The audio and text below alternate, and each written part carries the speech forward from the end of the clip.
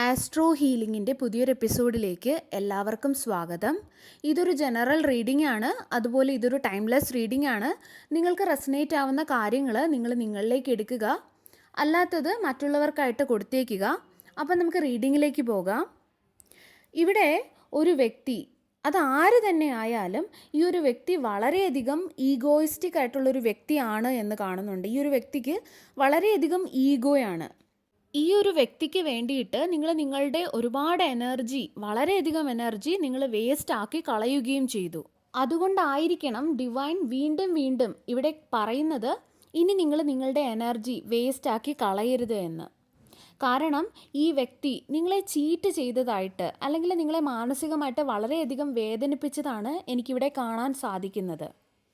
ഈ വ്യക്തി ആരായാലും ഈ വ്യക്തി നിങ്ങളോട് വഞ്ചന കാണിച്ചിട്ടുണ്ട്. നിങ്ങൾക്കെതിരായിട്ട് ഈ ഒരു വ്യക്തി ഗൂഢാലോചനകൾ നടത്തിയിട്ടുണ്ട്. ഇതൊക്കെ കാരണം നിങ്ങൾക്ക് വളരെയധികം സ്ട്രെസ്സിൽ കൂടി കടന്നു പോകേണ്ടതായിട്ടും വന്നു. അതുപോലെ നിങ്ങളെടുത്ത ചില തീരുമാനങ്ങളിൽ നിങ്ങൾക്ക് കുറ്റബോധം തോന്നുന്നതായിട്ടും കാണാം. എന്തിന് ഈ ഒരു വ്യക്തി എൻ്റെ ജീവിതത്തിൽ വന്നു, അല്ലെങ്കിൽ എന്തിനു വേണ്ടി ഈ ഒരു വ്യക്തിയെ ഞാൻ കണ്ടുമുട്ടി, അതിൻ്റെ ആവശ്യം എന്തായിരുന്നു, ഈ ഒരു രീതിയിലൊക്കെ നിങ്ങൾ ചിന്തിച്ചിരുന്നതായിട്ട് കാണാം. അല്ലെങ്കിൽ ഈ ഒരു വ്യക്തിയെ ഞാൻ ജീവിതത്തിൽ കണ്ടുമുട്ടിയത് കൊണ്ടല്ലേ ഈ കാര്യത്തിൽ കൂടെയെല്ലാം എനിക്ക് കടന്നു പോകേണ്ടി വന്നത്, അല്ലെങ്കിൽ ഈ ഒരു കാര്യങ്ങളെല്ലാം എൻ്റെ ജീവിതത്തിൽ സംഭവിച്ചത്. അങ്ങനെയൊക്കെയുള്ള തരത്തിലുള്ള കുറ്റബോധം നിങ്ങളിൽ ഉണ്ടാവുന്നുണ്ട്, അല്ലെങ്കിൽ ഉണ്ടായിരുന്നതായിട്ട് കാണുന്നു. ഇവിടെ കൂടുതലായിട്ടും കപ്പിൾസിൻ്റെ എനർജിയാണ് എനിക്ക് കാണാൻ സാധിക്കുന്നത്. അതായത് രണ്ട് പേരുടെയും ചിന്തകൾ വളരെ നെഗറ്റീവായിട്ടുള്ള രീതിയിൽ പോയതും, അതുപോലെ തന്നെ രണ്ടുപേരും സ്വന്തം ഈഗോയിൽ തന്നെ ഇങ്ങനെ പിടിച്ചു നിൽക്കുന്നതിൻ്റെ ഒരു എനർജിയാണ് ഇവിടെ കാണാൻ സാധിക്കുന്നത്. അതുപോലെ ഇവിടെ കാണുന്നത് സ്വന്തം എനർജി വേസ്റ്റ് ചെയ്യുകയാണ് എന്നാണ്. രണ്ടുപേരും ഇപ്പോൾ അങ്ങോട്ടും ഇങ്ങോട്ടും മനസ്സിലാക്കാനോ, അല്ലെങ്കിൽ സംസാരിക്കാനോ, അല്ലെങ്കിൽ പ്രശ്നങ്ങൾ സോൾവ് ചെയ്യാനോ ഒന്നും തന്നെ തയ്യാറാകുന്നില്ല. സ്വന്തം ഈഗോയിൽ തന്നെ ഇങ്ങനെ നിൽക്കുന്നതിൻ്റെ, രണ്ടുപേരും അങ്ങോട്ടും ഇങ്ങോട്ടും സ്വന്തം കുറ്റങ്ങൾ അങ്ങോട്ടും ഇങ്ങോട്ടും ബ്ലെയിം ചെയ്യുകയാണ്. ആ ഒരു വ്യക്തി സ്വന്തം തെറ്റുകൾ മനസ്സിലാക്കാൻ തയ്യാറാകുന്നതുമില്ല. ഇവിടെ ഒരാൾ വളരെയധികം ഭാരം ചുമക്കുന്നത് പോലെ എനിക്ക് തോന്നുന്നു. ആ ഒരു രീതിയിലുള്ള ഒരു എനർജിയും കാണാൻ സാധിക്കുന്നുണ്ട്. ചിലപ്പോൾ ഒരു വ്യക്തിയുടെ തലയിൽ മാത്രം എല്ലാ തരത്തിലുള്ള ഉത്തരവാദിത്വങ്ങളും ഇട്ടുകൊടുത്തിട്ടുണ്ടാകാം. അതായത് ഈ ഒരു വ്യക്തി സ്വന്തം ഉത്തരവാദിത്തങ്ങൾ ഒന്നും തന്നെ ചെയ്യാതെ അതെല്ലാം നിങ്ങളുടെ മേലെ ഇട്ട് തന്നിട്ടുണ്ടാകാം. അത് നിങ്ങൾക്ക് വല്ലാത്ത അസ്വസ്ഥതകൾ ഉണ്ടാക്കുന്നുണ്ടാകാം. ഒരു കഷ്ടപ്പാട് പോലെ, അല്ലെങ്കിൽ ഓവർ ബേർഡനായിട്ട് നിങ്ങൾക്ക് തോന്നുന്നുണ്ടാകാം. അത് നിങ്ങളെ വളരെ മാനസികമായിട്ട് തളർത്തുന്നുമുണ്ട്. ഇത് വിവാഹം കഴിഞ്ഞ വ്യക്തികളുടെ എനർജി തന്നെയാണ്, അല്ലെങ്കിൽ അതിന് ആണ് കൂടുതൽ സാധ്യത.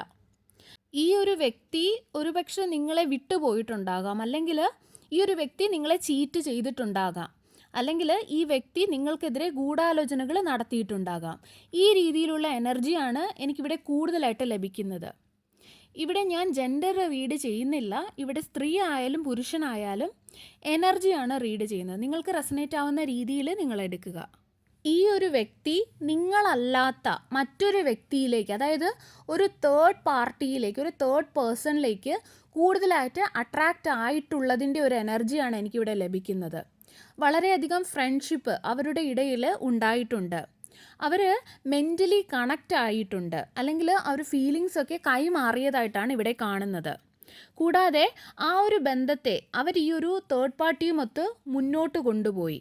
അതുപോലെ മറ്റൊരു കാര്യം ഇവിടെ കാണുന്നത്, അവർ ഈ ഒരു ബന്ധം പതിയെ പതിയെയാണ് മുന്നോട്ട് കൊണ്ടുപോയത്. അതായത് അവരിങ്ങനെ മുന്നോട്ട് പോയിക്കൊണ്ടിരുന്നപ്പോൾ ആ ഒരു ഫ്രണ്ട്ഷിപ്പ് അതൊരു ലവ് റിലേഷൻഷിപ്പിലേക്ക് മാറിയത് ഇവർക്ക് തന്നെ അറിയില്ലായിരുന്നു. ആ ഒരു രീതിയിലാണ്. കാരണം ഈ ഒരു ബന്ധം പതിയെ പതിയെയാണ് ഒരു ലവ് ആ ഒരു രീതിയിലേക്ക് മാറിയത്. ഇവിടെ 2 ഓഫ് പെൻറ്റക്കിൾസ് പറയുന്നത് നിങ്ങളുടെ വ്യക്തിയുടെ മുന്നിൽ 2 ഓപ്ഷൻസ് ഉണ്ടായിരുന്നു എന്നാണ്. ആ ഒരു 2 ഓപ്ഷൻസും വെച്ചാണ് ഈ വ്യക്തി മുന്നോട്ട് പോയത്. ഒന്ന് നിങ്ങളും, ഒന്ന് ആ ഒരു തേർഡ് പാർട്ടിയുമാകാം. അതുപോലെ വളരെ സീക്രട്ടീവായിട്ടുള്ള ഒരു എനർജി കാണാം. അതായത് നിങ്ങളിൽ നിന്നും പല കാര്യങ്ങളും ഈ ഒരു വ്യക്തി ഒളിച്ചു വെക്കാനായിട്ട് തുടങ്ങിയതിൻ്റെ ഒരു എനർജി. ഒരുപാട് രഹസ്യങ്ങൾ, നിങ്ങളറിയാത്ത ഒരുപാട് ഹിഡൻ ആയിട്ടുള്ള കാര്യങ്ങൾ ഇവർക്കുണ്ടായിരുന്നു. നിങ്ങളുടെ കൂടെ നിൽക്കുമ്പോഴും പല രഹസ്യങ്ങളും ഇവരുടെ മനസ്സിൽ സൂക്ഷിച്ചു കൊണ്ടേയിരുന്നു. നിങ്ങളുടെ കൂടെ നിൽക്കുമ്പോഴും അവർ രണ്ടുപേരെയും ഒരുമിച്ച് കൊണ്ടുപോകാൻ ശ്രമിച്ചു കൊണ്ടേയിരുന്നു. നിങ്ങൾക്കൊന്നും തന്നെ അറിയാത്തത് കൊണ്ട് തന്നെ എല്ലാം രഹസ്യമായിട്ട് അവർ വെച്ചുകൊണ്ട് രണ്ടിനെയും ബാലൻസ് ചെയ്ത് കൊണ്ടുപോകാൻ ശ്രമിച്ചതിൻ്റെ ഒരു എനർജിയാണ് ഇവിടെ കാണുന്നത്. എന്നാൽ ഇവർ രഹസ്യമാക്കി വെച്ച പല കാര്യങ്ങളും നിങ്ങൾ പതിയെ പതിയെ മനസ്സിലാക്കാൻ തുടങ്ങി.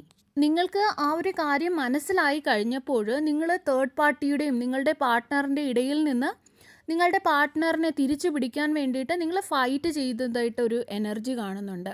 അതായത് നിങ്ങൾ അതിൽ നിന്നും അവരെ പിന്മാറ്റാൻ വേണ്ടിയിട്ട് നിങ്ങൾ ഒരുപാട് ശ്രമിച്ചു, അല്ലെങ്കിൽ അതിനുവേണ്ടി നിങ്ങൾക്ക് ഒരുപാട് വിഷമം ഉണ്ടായിരുന്നെങ്കിലും നിങ്ങൾ അതിൽ നിന്നും ഇയാളെ പിന്മാറ്റി എടുക്കാം എന്നുള്ള ഒരു രീതിയിൽ നിങ്ങൾ ഇയാൾക്ക് സമയം കൊടുത്തതായിട്ട് കാണുന്നു.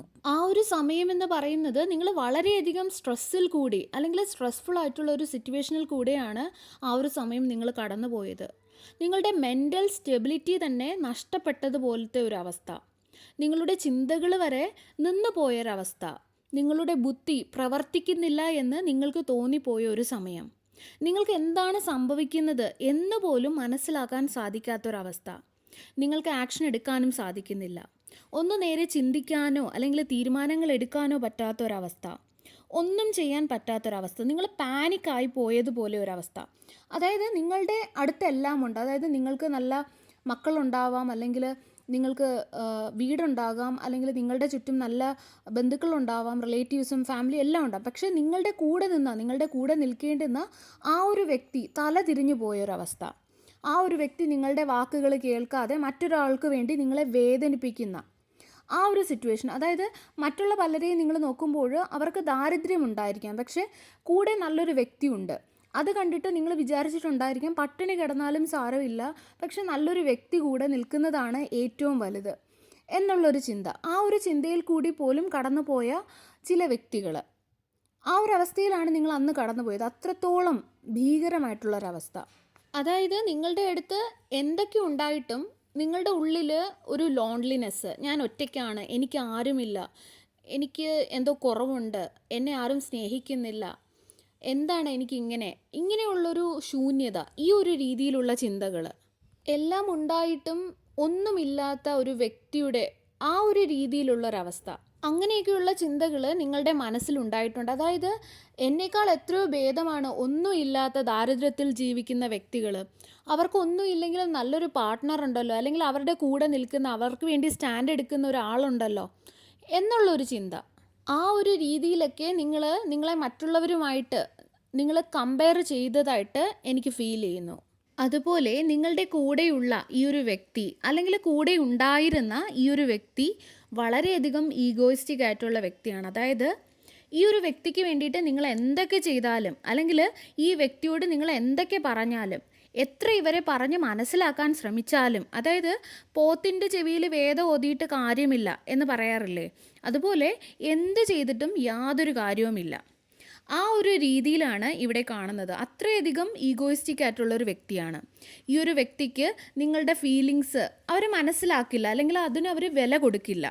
അതുപോലെ മറ്റൊരു കാര്യം ഇവിടെ കാണുന്നത്, നിങ്ങൾ നിങ്ങളുടെ ഈ ഒരു റിലേഷൻഷിപ്പിനെ സംരക്ഷിക്കാൻ വേണ്ടിയിട്ട് നിങ്ങളാൽ കഴിയുന്ന രീതിയിൽ നിങ്ങൾ ശ്രമിച്ചു. അതായത് എല്ലാം അറിഞ്ഞിട്ടും വീണ്ടും ഈ ഒരു വ്യക്തിക്ക് വീണ്ടും ഒരു അവസരം കൊടുക്കാനായിട്ട് നിങ്ങൾ ശ്രമിച്ചിരുന്നു. എല്ലാം മറന്നുകൊണ്ട് വീണ്ടും ഒന്നേന്ന് തുടങ്ങാം എന്നുള്ള രീതിയിലൊക്കെ നിങ്ങൾ ആഗ്രഹിച്ചിരുന്നതായിട്ട് കാണാം.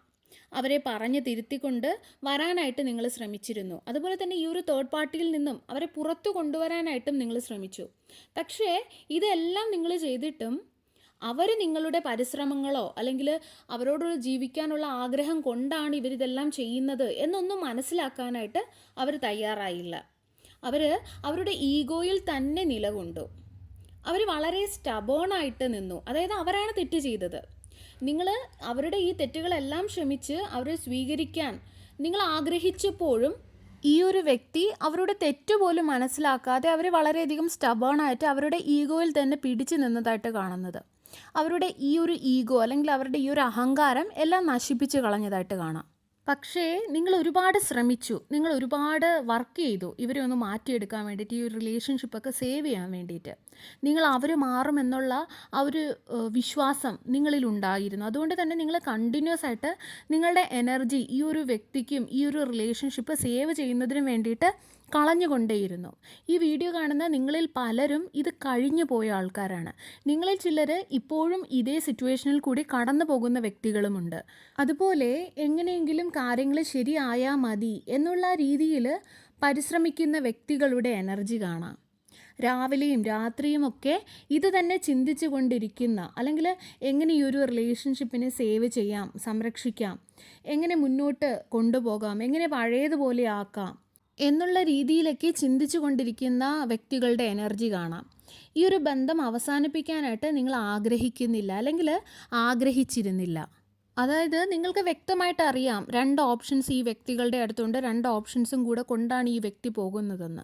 പക്ഷേ ഇവർ ഈ ഒരു തേർഡ് പാർട്ടിയെ തിരഞ്ഞെടുത്തത് പോലും നിങ്ങളിൽ പലരും പലപ്പോഴും നിങ്ങളുടെ എന്തോ കുറവ് കൊണ്ടാണ്, അല്ലെങ്കിൽ നിങ്ങൾ കാരണമാണ്, നിങ്ങളെ തന്നെ സ്വയം ബ്ലെയിം ചെയ്തിരുന്നതായിട്ട് അങ്ങനെ ഒരു എനർജി കാണുന്നുണ്ട്. അതായത് ഈ ഒരു ഓപ്ഷൻ തിരഞ്ഞെടുത്തത് പോലും നിങ്ങളിലുള്ള എന്തോ പ്രശ്നം കൊണ്ടാണ് എന്നുള്ള രീതിയിൽ, ആ ഒരു രീതിയിൽ പോലും ചിന്തിച്ച പല വ്യക്തികളുടെയും എനർജി ഇവിടെ കാണാൻ സാധിക്കുന്നുണ്ട്.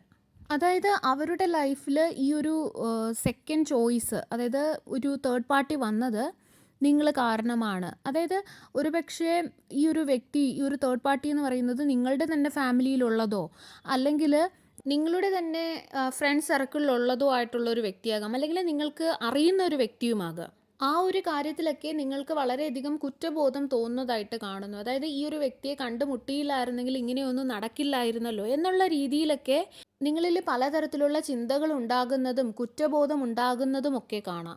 ചിലപ്പോൾ സോഷ്യൽ മീഡിയയിൽ കൂടെ ഈ ഒരു തേർഡ് പാർട്ടിയെ ഈ ഒരു വ്യക്തി പരിചയപ്പെട്ടതുമാകാം. അതിനുമുള്ള സാധ്യതകളുണ്ട്. ഈ ഒരു സമയത്ത് നിങ്ങൾ വളരെയധികം ടയേർഡാണ്, നിങ്ങൾ വളരെയധികം ക്ഷീണിച്ചു. ഇതിൻ്റെ പിറകെയൊക്കെ നടന്നിട്ട് നിങ്ങളുടെ എനർജി വളരെയധികം നിങ്ങൾ വേസ്റ്റ് ആക്കി. അത് നിങ്ങളെ വളരെയധികം തളർത്തുകയും ചെയ്തു. അതുകൊണ്ട് തന്നെ നിങ്ങൾക്ക് ഇനി ആക്ഷൻ എടുക്കണം എന്നുള്ളൊരു ചിന്തയാണുള്ളത്. അതായത് ഒരു വ്യക്തിയെ മനസ്സിലാക്കാൻ ശ്രമിച്ച് വളരെയധികം തളർന്നിട്ട് ഇനി എന്തും ആയിക്കോട്ടെ, അല്ലെങ്കിൽ ഇനി വരുന്നത് പോലെ വരട്ടെ, എനിക്ക് എന്തായാലും ഒരു സൊല്യൂഷൻ കിട്ടിയാൽ മതി, ഞാൻ തളർന്നു, ഈ ഒരു രീതിയിലൊക്കെ ചിന്തിക്കുന്നതായിട്ട് കാണുന്നു. അതുപോലെ മറ്റൊരു കാര്യം ഇവിടെ കാണുന്നത്, ഈ ഒരു തേർഡ് പാർട്ടി കാരണമാണ് നിങ്ങളുടെ വ്യക്തി നിങ്ങളെ ഇപ്പോൾ ശ്രദ്ധിക്കാത്തത്, അല്ലെങ്കിൽ നിങ്ങൾ പറയുന്നത് കേൾക്കാത്തത്, അതിനൊന്നും മനസ്സ് കൊടുക്കാത്തത്. ആ ഒരു രീതിയിലാണ് കാണുന്നത്. അതുപോലെ ഈ ഒരു തേർഡ് പാർട്ടി കാരണമാണ് ഇവർ ഇത്രയധികം ഈഗോയിസ്റ്റിക് ആയത്. അതായത് ഞാൻ എന്തിന് നിങ്ങൾ പറയുന്നത് കേൾക്കണം, അല്ലെങ്കിൽ എനിക്ക് എൻ്റേതായ കാര്യങ്ങളുണ്ട്, ഞാൻ എന്ത് വേണമെങ്കിലും ചെയ്യും, ആ ഒരു രീതിയിൽ വളരെയധികം ഈഗോയിസ്റ്റിക് ആയത് ഈ തേർഡ് പാർട്ടിയുടെ വാക്കുകൾ കേട്ടിട്ടാണ്. അവരുടെ ഇൻഫ്ലുവൻസ് കാരണമാണ്, അവർ ധൈര്യം കൊടുത്താണ് നിങ്ങളുടെ ഈ ഒരു പേഴ്സൺ ഈ ഒരു രീതിയിലൊക്കെ ചിന്തിച്ച് തുടങ്ങിയത് എന്ന് കാണുന്നു. അല്ലെങ്കിൽ അവരുടെ ഉള്ളിൽ ഇത്രയധികം ഈഗോ വന്നത്. അതായത് വളരെയധികം അഹങ്കാരം, അല്ലെങ്കിൽ നിങ്ങളോട് ഒന്നും സംസാരിക്കാതെ ആയത്, നിങ്ങൾക്ക് ആവശ്യമുള്ള കാര്യങ്ങൾ സംസാരിക്കാതെയും ചോദിക്കാതെയുമായത്. അതായത് ഓവറായിട്ടുള്ള ഈ ഒരു തേർഡ് പാർട്ടിയുടെ ഇൻഫ്ലുവൻസ്, അവർ വളരെയധികം ഈ ഒരു വ്യക്തിയെ ഇൻഫ്ലുവൻസ് ചെയ്തു കഴിഞ്ഞു. ആ ഒരു രീതിയിലുള്ള ഒരു എനർജിയാണ് ലഭിക്കുന്നത്. നിങ്ങൾക്ക് യാതൊരുവിധ ടൈമും തരാതെ, നിങ്ങൾക്ക് യാതൊരുവിധ വിലയും നൽകാതെ, നിങ്ങൾക്ക് യാതൊരുവിധ ഇമ്പോർട്ടൻസും തരുന്നത്, ഒരിക്കലും തന്നുകൊണ്ടിരുന്ന ആ ഒരു വാല്യൂ, ആ ഒരു ഇമ്പോർട്ടൻസ് ഒന്നും തരുന്നില്ലാതെ അതെല്ലാം അവർ സ്റ്റോപ്പ് ചെയ്തത് എല്ലാം തന്നെ ഈ ഒരു തേർഡ് പാർട്ടിയുടെ ഇൻഫ്ലുവൻസ് കൊണ്ടാണ്. ഈ തേർഡ് പാർട്ടി അവരുടെ അടുത്ത് പറഞ്ഞു കൊടുക്കുന്ന ഓരോ കാര്യങ്ങൾ, അവർ നിറയ്ക്കുന്ന ഓരോ നെഗറ്റിവിറ്റികൾ, അതൊക്കെയാണ് ഈ ഒരു വ്യക്തി ഇത്രയധികം അഹങ്കാരവും ഈഗോയിസ്റ്റിക്കും അല്ലെങ്കിൽ ഡിഫെൻസീവും നിങ്ങളോടൊന്ന് അടുക്കാത്തത്. ആ ഒരു രീതിയിലുള്ള എനർജിയാണ് കാണുന്നത്. അവർക്കുള്ള ആ ഒരു ഈഗോയെ ഇവരുടെ വാക്കുകൾ കേട്ട് അവരത് വലുതാക്കിയതുപോലെയാണ് എനിക്ക് തോന്നുന്നത്. അതായത് ഇത്രയൊക്കെ സംഭവിച്ചതിന് ശേഷവും അവർക്കൊന്ന് നിങ്ങളോട് ക്ഷമ ചോദിക്കാനോ, അല്ലെങ്കിൽ എനിക്ക് തെറ്റു പറ്റിപ്പോയെന്ന് പറയാനോ അങ്ങനെയുള്ളൊരു മനസ്സില്ല. അവർക്കൊരു തെറ്റ് പറ്റിപ്പോയി എന്ന് അവരത് നിങ്ങളോട് പറയുന്നുമില്ല. അല്ലെങ്കിൽ അവരത് പറയുമോ എന്ന് ഭയന്ന് ഈ ഒരു തേർഡ് പാർട്ടി, അതൊന്നും ഒരു പ്രശ്നമല്ല, നിങ്ങൾക്കിതൊക്കെ ചെയ്യാമല്ലോ, നിങ്ങൾ എന്തിനാണ് അവരുടെ കൺട്രോളിൽ നിൽക്കുന്നത്, ആ ഒരു രീതിയിലൊക്കെ അവരോട് പറഞ്ഞു കൊടുത്തതിൻ്റെ ഒരു എനർജി, അതിലാണ് ഈ ഒരു വ്യക്തി ഇത്രയധികം ഈഗോയിസ്റ്റിക് ആയിട്ട് ഇങ്ങനെ നിലകൊള്ളുന്നത്. ഇവിടെ ലഭിക്കുന്ന ഈ ഒരു ഈഗോയിസ്റ്റിക് എനർജി ഇത് നിങ്ങളുടെ അടുത്ത് നിന്ന് പോകും, അല്ലെങ്കിൽ അത് അവസാനിക്കും. ഒരു ബെറ്റർ ആയിട്ടുള്ള ഒരു സൊല്യൂഷൻ നിങ്ങൾക്ക് ലഭിക്കും. നിങ്ങൾ ആഗ്രഹിക്കുന്ന രീതിയിലുള്ള ഒരു സൊല്യൂഷൻ, നിങ്ങളുടെ സമാധാനം നൽകുന്ന രീതിയിലുള്ള ഒരു സൊല്യൂഷൻ നിങ്ങൾക്ക് ലഭിക്കും എന്നുള്ള ഒരു എനർജിയാണ് ഇവിടെ വരുന്നത്. നിങ്ങൾക്ക് തീർച്ചയായിട്ടും ഒരു ജസ്റ്റിസ് ലഭിക്കും എന്നുള്ള ഒരു എനർജിയാണ് ഇവിടെ ലഭിക്കുന്നത്. നിങ്ങൾ കടന്നുപോയ ആ ഒരു സിറ്റുവേഷന് അതിന് വേണ്ട രീതിയിലുള്ള ഒരു ജസ്റ്റിസ്, നിങ്ങൾ വേദനിച്ച ആ വേദനയിൽ അതിന് വേണ്ട രീതിയിലുള്ള ഒരു നീതി നിങ്ങൾക്ക് ലഭിക്കും. യൂണിവേഴ്സിൽ നിന്നും അത് നടപ്പാക്കപ്പെടും എന്നുള്ളൊരു എനർജിയാണ് ഇവിടെ ലഭിക്കുന്നത്. ഏസ് ഓഫ് സോഴ്സ് പറയുന്നത് ഡിവൈൻ്റെ പവർ നിങ്ങളുടെ കൂടെ ഉണ്ട്, നിങ്ങളുടെ അടുത്ത് ബ്ലെസ്സിങ് ഉണ്ട് എന്ന് തന്നെയാണ്. എല്ലാ കാര്യങ്ങളും നിങ്ങൾക്ക് നേരായ രീതിയിൽ നടക്കും. നിങ്ങൾ ആഗ്രഹിക്കുന്ന രീതിയിലല്ല, നിങ്ങൾക്ക് നന്മ തരുന്ന, നിങ്ങൾക്ക് സമാധാനം തരുന്ന രീതിയിൽ എല്ലാ കാര്യങ്ങളും അവസാനിക്കും എന്നാണ് എനിക്കിവിടെ കാണാൻ സാധിക്കുന്നത്. നിങ്ങൾക്ക് തീർച്ചയായിട്ടും ഇവിടെ ഒരു ജസ്റ്റിസ് ലഭിക്കും. നിങ്ങളുടെ കൂടെ ഡിവൈൻ്റെ പവറുണ്ട്, അതാണ് ഇവിടെ ഏസ് ഓഫ് സോഴ്സ് പറയുന്നത്. നിങ്ങൾ ടെൻഷൻ അടിക്കേണ്ട യാതൊരു ആവശ്യവുമില്ല. നിങ്ങൾ ആഗ്രഹിക്കുന്ന കാര്യങ്ങൾ എന്ത് തന്നെ ആയാലും അത് നിങ്ങളുടെ അടുത്ത് തന്നെ എത്തും എന്നുള്ളൊരു എനർജിയാണ് ലഭിക്കുന്നത്. സർവേശ്വരൻ്റെ എല്ലാവിധ അനുഗ്രഹങ്ങളും നിങ്ങൾക്ക് എല്ലാവർക്കും ഉണ്ടാകട്ടെ. വീണ്ടും ഒരു വീഡിയോയുമായി നമുക്ക് വീണ്ടും കാണാം. നന്ദി.